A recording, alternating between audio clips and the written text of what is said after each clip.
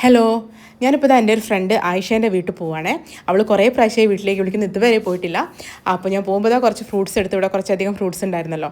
അപ്പം അങ്ങനെ പോവാണ് കേട്ടോ, ഇന്ന് എന്തായാലും പോകാമെന്ന് കരുതി. അപ്പോൾ അല്ലിക്ക് അവിടെ പോകാൻ ഭയങ്കര താല്പര്യമായിരുന്നു, കാരണം അവൾക്ക് 3 പെൺകുട്ടികളാണ്. അതുകൊണ്ട് തന്നെ ഭയങ്കര ഇവരുടെ ഏകദേശം ഒരു ഏജാണ്, അതുകൊണ്ട് തന്നെ ഭയങ്കര സന്തോഷമാണ് അല്ലിക്ക് അവിടെ പോകാൻ. അപ്പോൾ ഞങ്ങൾ വീട്ടിലേക്ക് പോവാണ്. ഇതാണ് ഇപ്പോൾ വീട്ടിലേക്കുള്ള വഴി. അങ്ങനെ വീട്ടിലെത്തുമ്പോൾ തന്നെ അവിടെ മക്കളൊക്കെ കാർട്ടൂൺ കാണുമായിരുന്നു. അപ്പോൾ അല്ലിക്ക് അമ്പൂര് ഭയങ്കര ഇഷ്ടമായി, കാരണം ഇവർ സ്ഥിരം കാണുന്ന കാർട്ടൂണാണ്. അതുകൊണ്ട് അവിടെ കുറേ നേരം ടി വിൻ്റെ മുന്നിൽ തന്നെയായിരുന്നു കേട്ടോ. അങ്ങനെ ഞാൻ അടുക്കളയിലേക്കൊക്കെ പോയി. അപ്പോൾ ഇതാ ഈ ഒരു പലഹാരം അവിടെ ഉണ്ടായിരുന്നു. ഇത് അരിപ്പൊടിയും മുട്ടയൊക്കെ വെച്ചിട്ടുണ്ടാക്കി നല്ലൊരു പലഹാരമായിരുന്നു, ഭയങ്കര ക്രിസ്പി ആയിട്ടുള്ളൊരു പലഹാരമായിരുന്നു. പിന്നെ അപ്പോഴേക്ക് ഇതാ ചിക്കനൊക്കെ ഉണ്ടാക്കുന്നുണ്ട്. എത്ര വേണ്ടെന്ന് പറഞ്ഞിട്ട് കേട്ടില്ല കേട്ടോ, ഓൾറെഡി മാരിനേറ്റൊക്കെ ചെയ്ത് സെറ്റാക്കി വെച്ചിട്ടുണ്ടായിരുന്നു.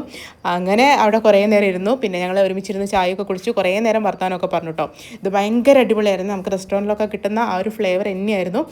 അതൊക്കെ കഴിച്ച് കഴിഞ്ഞ് പിന്നെ ഞങ്ങളിതാ ഇറങ്ങാൻ നോക്കി കേട്ടോ, കാരണം അപ്പോഴേക്ക് ഏകദേശം ഇരുടായിരുന്നേ. അങ്ങനെ ദീപേട്ടനും വരാനായി എന്ന് പറഞ്ഞിട്ടുണ്ടായിരുന്നു. അല്ലിക്കുട്ടിക്ക് അപ്പോഴേക്കും ഉറക്ക് വരുന്നുണ്ടെന്ന് പറഞ്ഞിട്ട് കുറച്ച് മൂഡ് ഔട്ടായിട്ടോ. അപ്പോൾ ഞാൻ കുറച്ച് എടുത്ത് നടന്നു. അങ്ങനെ തന്നെ ഞങ്ങളിത് വീട്ടിലെത്തിയേ. ഇതിപ്പം ദീപേട്ടന് കൊടുക്കാൻ വേണ്ടി തന്നതാണ്.